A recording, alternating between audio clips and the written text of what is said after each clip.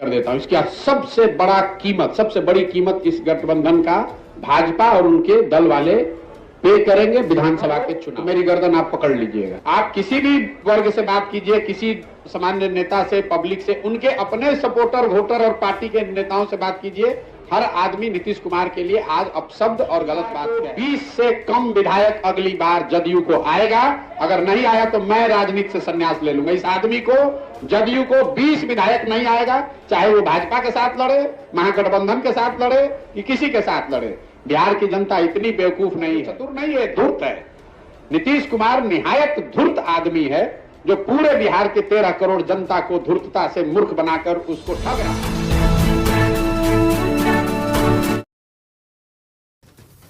बिहार में जिस तरह से खेला चला वो पूरे देश ने देखा। बिहार की राजनीति में किस तरह तूफान आया और सरकार पलट गई, ये सब कैसे हुआ, ये किसी से छिपा नहीं है। हालांकि सीएम नीतीश कुमार ने जिस तरह से पलटी मारी, उस पर लोगों के लिए नई बात कोई नहीं।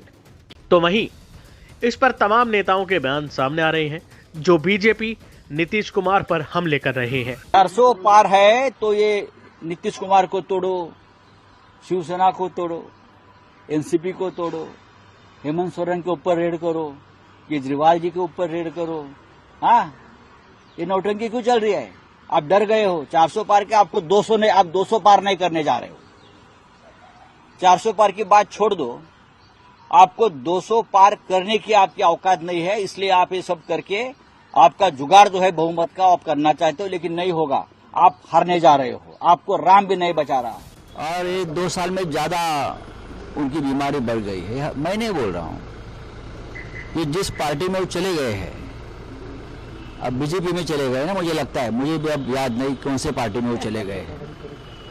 वो सुशील मोदी जी का बयान में देख रहा था कि उनको कैसे गंभीर बीमारी से जूझ रहे। वो बीमारी है भूलने की बीमारी। उनको कल शायद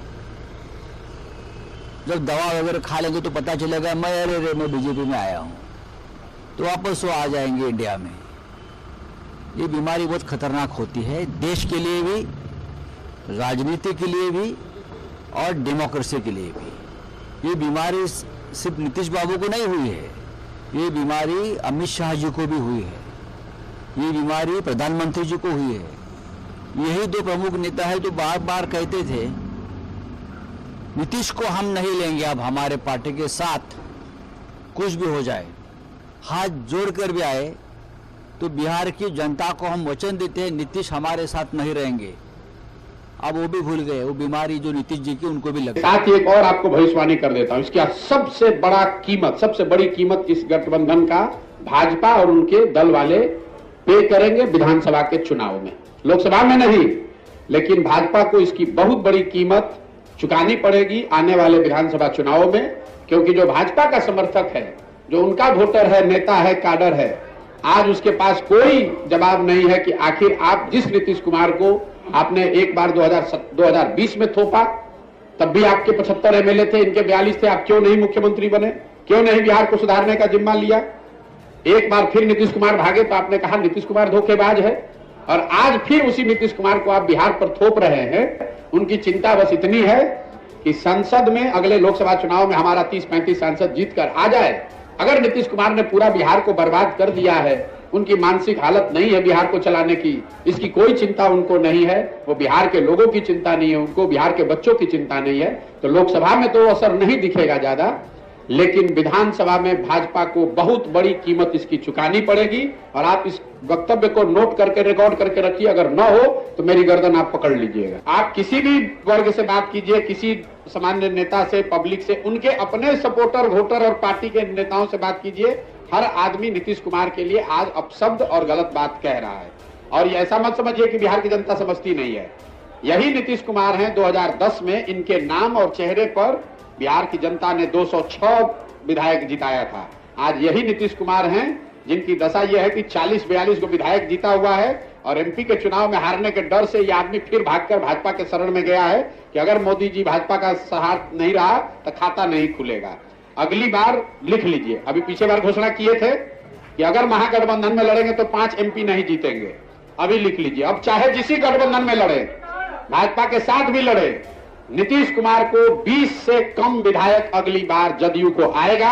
अगर नहीं आया तो मैं राजनीति से संन्यास ले लूंगा। इस आदमी को, जदयू को 20 विधायक नहीं आएगा, चाहे वो भाजपा के साथ लड़े, महागठबंधन के साथ लड़े कि किसी के साथ लड़े। बिहार की जनता इतनी बेवकूफ नहीं है, जनता इतनी व्याकुल है आज कि वोट किसी को दिया। ये आदमी पलट पलट के, आप समझिए जनता आज कितना असहाय फील कर रही है, वोट किसी के नाम पर लिया। ये आदमी अपने आप को इतना चतुर समझता है। ये चतुर नहीं है, धूर्त है।